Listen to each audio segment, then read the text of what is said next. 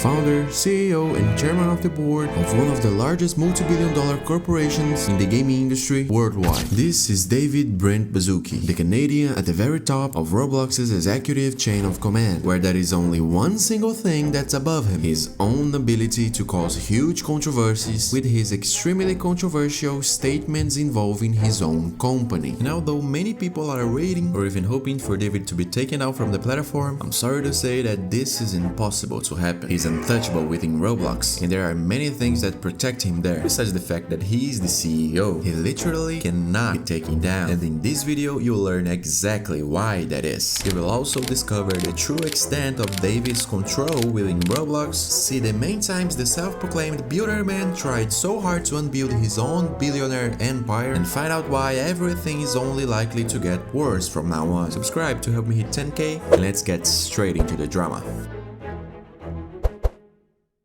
Everyone already knows that Roblox has been piling up lawsuit after lawsuit over the past few months. The media, the community, and even attorneys general from multiple states are all coming after the platform over its child safety issues. And with all this going on, public opinion obviously blames the platform's main face, seeing him as the villain, since he's the boss of the company who decides what Roblox does and, most importantly, what it fails to do. People feel that if he left, things would improve. They feel that he is the problem, and because of that, with each passing day, the community's demand grows louder. Fire David Baszucki. But that wouldn't be easy at all. Well, actually, it's impossible. David is untouchable within Roblox. His decision-making influence there is absolute, and it would take far more than an avalanche of lawsuits to bring him down from the platform. And now you are going to learn all the reasons he's completely shielded inside Roblox, and why taking him down is legally impossible. The petition to remove David Baszucki from the platform has over 300,000 signatures, which is a fairly significant number, but I'm sorry to say that it makes no legal difference on its own. It works more like a political and reputational thermometer. It mainly helps attract media coverage, political attention, investigations, and greater awareness around a specific case. And all that has already happened, or is happening, with Roblox. David's platform has already been caught in the crossfire of lawsuits and complaints from major legal authorities, including even state attorneys general, for quite some time, especially after the company's whole backlash over the Schlapp situation, where they choose to try to kill the messenger instead of just staying quiet and focusing on what the real problem was, which was not Schlapp. It's also worth remembering that David wasn't the only founder of Roblox back in 2004. He held the title of co-founder alongside Eric Castle, who a few years later would battle a form of brain cancer for 3 years and ultimately passed away in 2013 because of the illness, which ended up leaving David in complete control of the company as its owner. So it's impossible to remove him from the platform just because he is its founder? Not necessarily. Other giant companies have had their founders voted out of their roles by the company's board, like Travis Kalanick at Uber, Adam Neumann at WeWork, in the most famous case, Steve Jobs at Apple in the 80s. However, in Steven's case, he was one of the Apple's co-founders and also the chairman of the board, but he wasn't the CEO, the boss. At the time, that was John Sculley, who had the company's director on his side in a disagreement between him and Steve. Not longer after that, Steve ended up being out of Apple in 85 and would only be hired again by the company in 97. So founders, CEOs, and board chairs are not untouchable in their own companies. They can't be voted out by the board if they don't have a voting power that's much greater than the entire board, which is exactly Baszucki's case. In other words, trying to remove David Baszucki from Roblox would be the equivalent of trying to remove Mark Zuckerberg from Meta, because both are founders, presidents, chairman of the board, and they themselves hold the executive director role of the platform, CEOs. So they can't be voted out by the board like Steve Jobs was. So, like Mark, David is the supreme authority in the company's hierarchy, especially after his co-founder Eric passed away. So even if there were an internal movement within the board with an agenda to remove David from the position, the decision would first have to go through Roblox's controlling board, the board where David himself is also the leader. And because he's the company's highest authority, David also has a kind of a legal superpower that he granted himself when he got Roblox listed on the stock exchange, and it directly affects the percentage of his voting power within Roblox. To sum it up, Roblox has two types of shares, Class A and Class B. Class A shares are the standard ones that all Roblox shareholders have, and each Class A share equals just one vote. Class B shares, on the other hand, are exclusive to David, all of them. And while one Roblox Class A shares equals only one vote, one Class B share equals 20 votes. And that's why David owns less than 10% of Roblox's total shares, yet still holds over 60% of its voting power, making him by far the ultimate authority over the company's decisions, because his shares are worth 20 times more in voting power than everyone else's. It's like Zuckerberg, for example, who holds 99.7% of all Meta's Class B shares, which also gives him over 60% of the voting power. Meta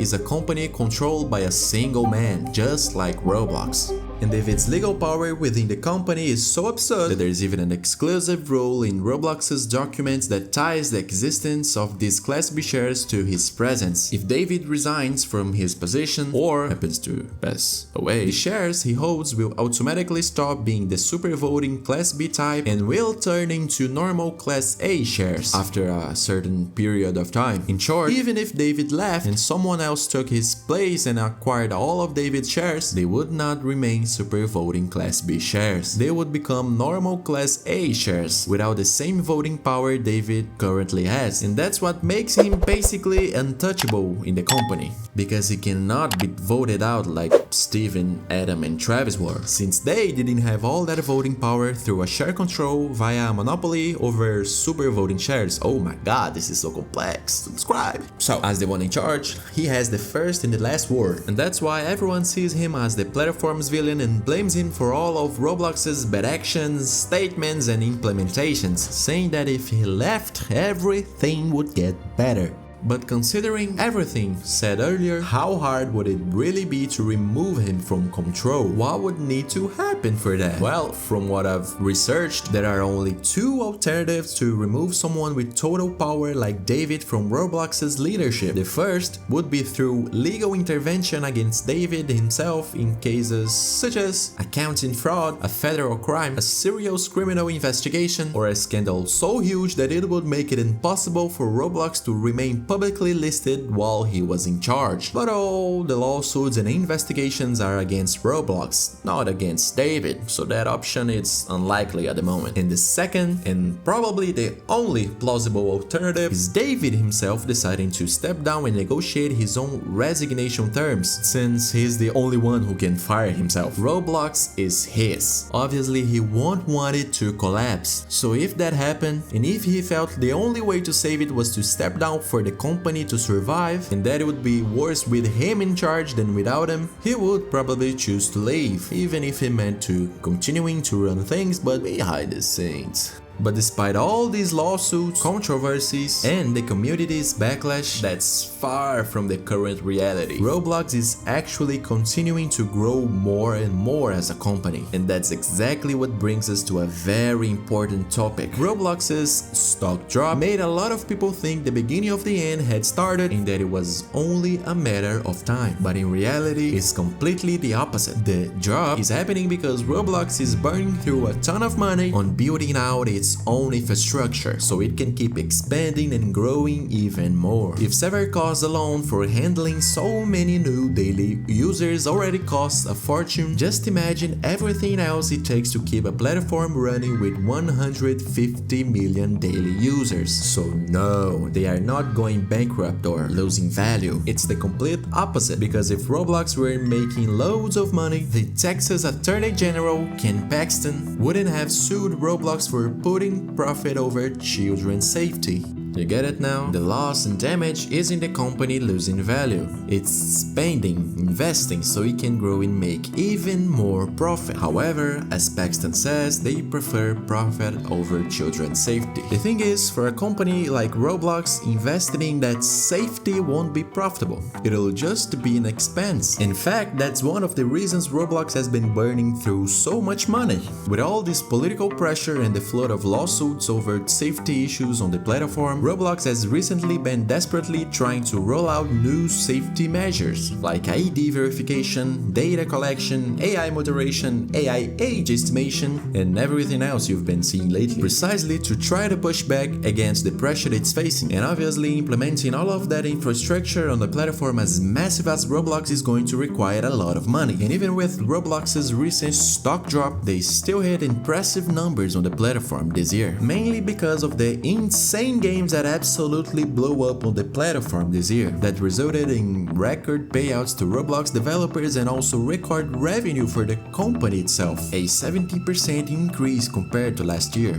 And even if the stock drop were really due to bad management or controversies involving David, that still wouldn't mean he would step down. Meta's shares, for example, crashed from $382 to $90 in 2022, causing a gazillionaire loss for the company. And even that wasn't enough to knock Mark off the throne, so it's a bit unlikely it would be enough to remove David. Not to mention the record number of users on the platform, which gets beaten every year. The very David himself said they hit the milestone of 150 million daily users this year. The company just keeps growing day after day, and because all of that, David is nowhere near having his position threatened inside Roblox, and that's what makes his downfall basically impossible. But not even he is above the law, so if Roblox keeps stacking up lawsuits and political intervention over user safety on the platform, they will face a serious risk of going down. The petition calling for him to resign has 300,000 signatures. And if you also think David should step down from his CEO position, subscribe to the channel, hype, and share the video so we can spread more awareness. Your favorite creator, Bihal.